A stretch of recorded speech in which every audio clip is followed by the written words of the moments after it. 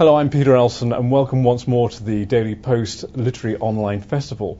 Once again, we're having a debate about a well-known Liverpool book.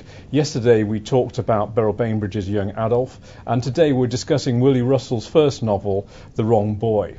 With me once again is Peter Grant from Trinity Mirror Sports Media and also local author Daisy Dawes, the author of Get Ahead Fred. So we've all written a book, and what do we think of it? Peter, do you want to start? Yeah, our books are better, really. After that shameless plug for yourself. Yes. I love Daisy's book. It's fab. I love Peter's. And your books. The book, Willy Russell's The Wrong Boy, took 10 years to write. And I remember at the time that Willy was starting it, stopping it, going back to it, doing other stuff. And he had two ideas that he merged into one, scrapped that, and then eventually came up with this in year 2000. So it was 10 years in the making. Of course, his fame rests with him as being a playwright. And a musician. You know, he started off in the folk club. That's right. And it's another string to his bow because he's a playwright, poet, novelist, and now he's starting painting. So he's a bit like McCartney, an everyman, a Renaissance man. So it was interesting to get the book and see how he was going to tackle it. Was his struggle due to the fact that he's a playwright and it was a change of format for him, of genre? Yeah, definitely a change of format. But what happens, and I'm sure Daisy would agree with this, dialogue is so strong in the book. Yeah. It's almost like a musical within the pages. I think the other projects and the other hats that he wears help to bring across the depth of the characters and the really help to paint a great picture. So you felt that it wasn't just like a stage play written down, that no. there was enough material that he brought in and descriptive powers to give it a fully rounded picture. Yeah, definitely. You get a really rounded picture of Raymond, who's our protagonist, and his family, particularly his grandmother. Yeah. For me, I really enjoyed reading everything. The pictures he paints of the characters are fantastic. I read the book for the first time, I must say, last week. Right, okay. So you're allowed to do that. As long as you read the book, that's all that matters. And it's really fresh in my mind. As I say, I really enjoyed it. I think we should perhaps say for people that are watching that this is a book about a character called Raymond Marks. He's a teenager. It sort of opens when he's around about 11, doesn't it? And he seems to have suffered an awful lot of bad luck in his life, with a lot of sort of misunderstanding, some of them rather sad and tragic, others more amusing.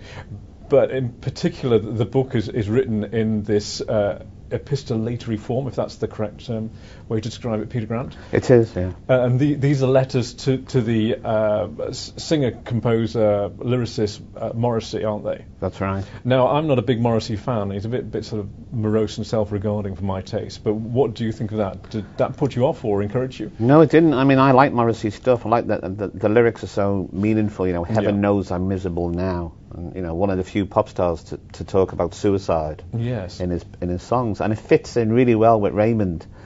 And Raymond comes from a place called Failsworth.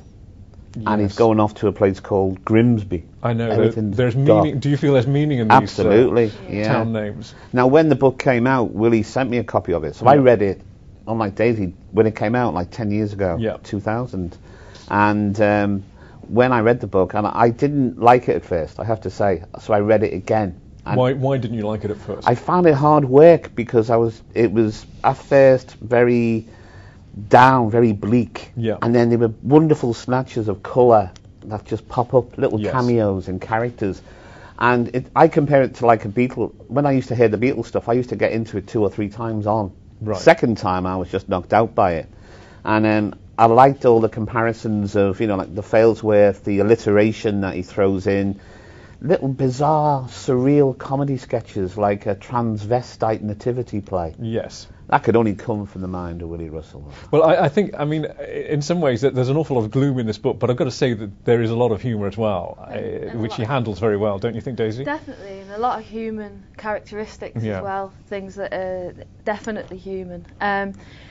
For me, I like Morrissey also, and it made me get my Smiths records out again and have another listen, because I think if you're a Smiths... So you really had a really good depressing evening, definitely. did you? Well, no, it isn't depressing, no, that's the thing. I think if like Raymond, I think certain people, maybe including Morrissey, I mean, obviously I don't know him, but your experience of life is one where maybe you're a little bit removed from what you people envisage as the run-of-the-mill, the 9 to 5, the rat race, which makes you maybe take a different look on life itself and on humanity and the reasons for being, the reasons that you are here, if you like. And I think that a lot of the themes within The Wrong Boy are echoed within the Smiths songs, and where immediately may come across as being maybe morose or miserable or depressing, it actually isn't. It's like looking in on life from an outside point of view, and I think that the way that Morrissey does that in his lyrics is how Willy Russell has done that through the eyes of Raymond as well. Yeah. So it's sad, and it is at the same time very humorous. Yes. But I found it took you on a journey where of sort of discovery, how Raymond sort of discovered, almost learn about life, and learn about how to deal with life as well. Although I say he does seem to get rather fuzzy end of the lollipop on. Oh, he does. Yeah, a lot of does. misunderstandings. I guess. I mean, this is an old English literary tradition of having a series of letters which comprise the book, and it's a series also of picaresque episodes in which slightly outlandish things happen. There is a level of exaggeration there, don't you think, Peter? Yeah. Yeah. Well, when, like I said, when he sent me the book, I read it and I sent him a box set of Morrissey singles. And Willy... As punishment. Yeah, no, he went back and he played the Morrissey, and like Daisy said, I went back and played the Morrissey album, so it was like a triangle, really. And obviously we don't want to give the game away, but it's got a nice ending, which... Well, this has received some criticism, hasn't it? It has, the sentimentality. It's a bit too pat to tie it up in this sort of way. I mean, as I get older and softer, I prefer happy endings actually now, so I'm not too upset about that. What did you think? Did you think the ending fitted the rest of the book? Well, I asked Willy recently about his characters, Shelley Valentine, Mrs. Johnson in Blood Brothers. I said, what happens to the characters? Do you ever think about what happens after the show's over? He said, I don't know. I can only take them so far. And I said, what happens to Raymond? He said, I don't know. It's up to you. It's up to Raymond. And I found that very interesting, that I thought it was going to end in disaster. Yes. It starts very bleakly, and the flashbacks to this awful incident in St. Helens, which we can't describe here because you'd have to read the book, fly trapping, which takes on a whole new meaning. So I was expecting some Willy Russell tragic ending. Right. But I was very upbeat about it, and I was pleased about that. What did you think about the ending? Yeah, were you happy with that? I liked it, yeah. His life was almost like a domino run, where one bad event led to another, and led to another, and took him down paths that maybe he wouldn't have, he definitely wouldn't have travelled if it wasn't for the fly trapping. But I felt that the domino run did come to an end, and he found himself in a place where he could be, sort of lots of loose ends in his life came together, and he found himself in a place where he could maybe be himself. And find a purpose and a meaning in a lot of the things that had helped to shape him as a character and as a person. Yeah, it's definitely it's like a road movie. It is, isn't it? Novel. It's very much a journey. Say the series of episodes sort of build up, saying it's a domino effect, the domino run is I think quite a good way of describing it. It's a big book. I mean, do you feel that it kept its momentum? Did it sag at all anywhere? Well, going back to the first time I read it, I stopped. It was like I'd reached an interval, and I went back to it again. And then the second run was a straight, forward gig, if you like. And I started to appreciate the way he threw in little scenarios, like a scene in a police station, which is almost Keystone Cops. Yes. A wonderful scene with a lorry driver who's eating a bacon sandwich, and Raymond is a vegetarian, like Morrissey. Right. And in wonderful little lines that because Willy Russell is a poet. And there's a wonderful line, I feel like a street lamp without a bulb. Yes. Great. So I go back and I savour those things. And so, first time round, I rushed into it thinking it was like a play, one of Willy's things. I mean, it's his first time as a novelist. And so the second time I savoured it more. I wondered whether, having been a playwright for so long and had these big hits with Educating Rita and Blood Brothers and Shirley Valentine, as you say, whether, having been constrained by having to be so economical with his dialogue, that this was his chance to sort of, as it were, let his corset out and write a big book. Yeah. It does come across that way a little bit, But it's interesting, isn't it? I mean, was he pleased with the finished product, you know? But I mean, he's not written another one, has he? And it was 10 years ago, 10 years ago. Well, you know, Willy, he then went on and made an album called Hoovering the Moon, which was laced full of similar characters. Yeah. So, like I say, he never wants to pigeonhole himself, and I think he's a perfectionist. He wants to get it right. And he didn't do anything during that time. Now he's back at doing Our Day Out, the remix, and Stags and Hens. Yes. He's doing the screenplay for Blood Brothers. I think he's happy with it. The fact that he's done it. Right. Seeing that book on the shelves, I think Daisy's the same. When you see a book on the shelves, it's just a great gig. And that was the one thing he hadn't done. And it's there now. And it was critically acclaimed, whatever that means from critics. But, you know... It just means they liked it, I think. Yeah. I think he's a tremendous observer of human life and of emotion, and I think that comes across here. It is the way he does paint his characters is fascinating, and he obviously does observe human life, because he not only does he manage to convey emotions of a boy, but of an elderly woman, of a mother, of a teacher, all sorts of different people. Well, that marks out the real writers, doesn't it? Being able to get under the skin of all these different people with their different viewpoints and with their different baggage. You know, he was criticised for he was called the housewives' choice because he could only write for women. You know, Shirley Valentine, Rita, Mrs. Johnston. This is where he's writing about a kid. Yeah. He said himself only the other week that in Shirley Valentine, where the husband comes home, he couldn't take that character, the husband, any further because he couldn't write the voice. He couldn't feel it. It's very interesting. Whereas he can get into a child or a teenager, like he did with One Summer, his TV series. Well, I was going to ask you, I mean, you were an adolescent boy once, weren't you? Yes. So 3 weeks ago. Does it ring true for you? I mean, obviously you weren't Raymond Marx, but do you think it is? Well, the fly trapping doesn't ring true. I couldn't imagine for those people who haven't read it. Let's move on from that. Quickly. It rang true with the people I've met and interviewed over the years who can relate to Morrissey. Yeah. And for Willy to put his own mindset into a 19-year-old and to come out with this relationship that the lad has with Morrissey. Yeah. And I know it sounds odd, but I felt like Morrissey was reading the book with me. That Morrissey's going, this is interesting, because you're in, you know, it's a private letters from him to Morrissey, and he realises these are not going to be seen by you, are they, Morrissey? I love that sort of despondency and element of hope. It's a very hopeful book. It is, yeah. You know? Do you think it's a northern book? I mean, he's on a journey, isn't he, literally, as you said, from Failsworth, Manchester, across the M62 to Grimsby. Do you think it's got a resonance of the north? I mean, Willy Russell comes from, sorry I'm making this an overlong question, but he comes from Whiston, doesn't he? And famously left school with 1 level in English. But he's not writing about Liverpool. I mean, his other plays have been quite closely associated with Liverpool. Failsworth is a definite move over to Manchester. Do you think it's got an air of it being a northern novel? Well, when you know, in terms of the attitude of the characters. Well, when you're saying, like, you know, Blood Brothers, Liverpool's not mentioned once in Blood Brothers. There's no mention of Liverpool. Could be anywhere. Rita could have been set anywhere. And the same with Shirley Valentine. She could have been a Dublin housewife. Northern, I think he's playing on this sort of north-south divide in it. I think that comes across a lot. And when he did a reading at the Everyman, himself reading it, he read it in a northern accent, you know, Failsworth and Morrissey and All Right and Any Road. And I think it adds colour to it. You can picture this lad who's been born without a silver spoon in his mouth. It is a very northern book, but it doesn't detract from it. What do you think, Daisy? I think it could. It's definitely got the characters are definitely northern characters.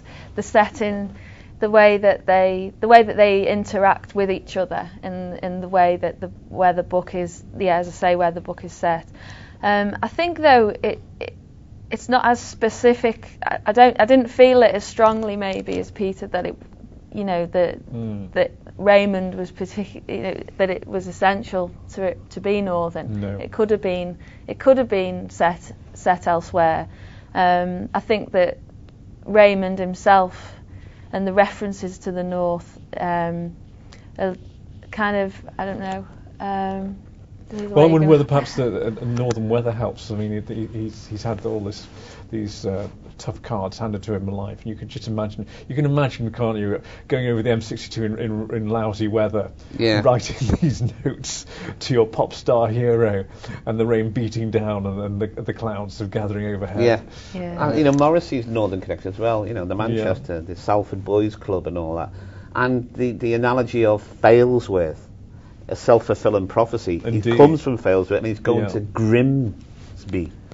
I think it's very poetic, and it is a northern book, but it could be Northern America. It's a definite, could be any downside working class upbringing. Yes. It couldn't have happened down south. I don't think so. You don't think so? And I said to Willy, you know, why do you write about places in the north? And he said, well, I write about what I know. Well, that's true.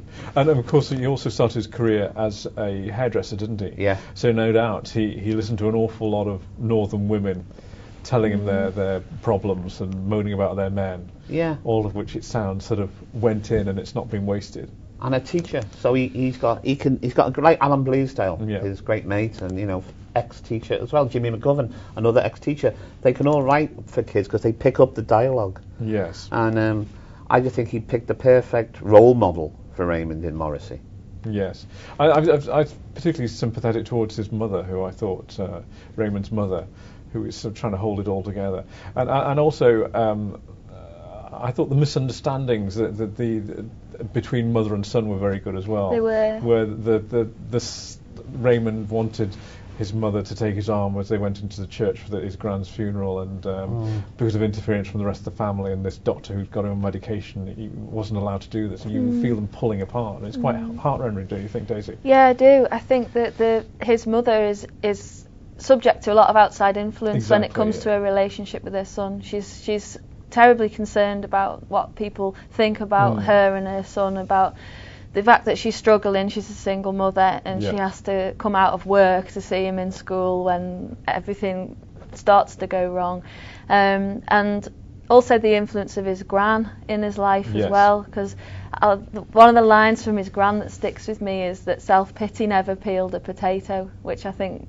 is a great line, and his gran is just a force to be reckoned with, and I think that his mum is more pulled around, and in the end she kind of, without giving it away, she seems to snap out of something and become a little bit more that's like right. her I own think mother. you're right. I mean, his grandmother, I suppose she's got that. She's a freer spirit, isn't she? Much more of a feisty character, whereas poor old mum is stuck in the middle of being sort of buffeted by all these forces. And don't forget the father, who is almost coasted over. The father who tries to play musical instruments, and he can't. He tries, but he can't succeed, and eventually finds out the real talent was his voice.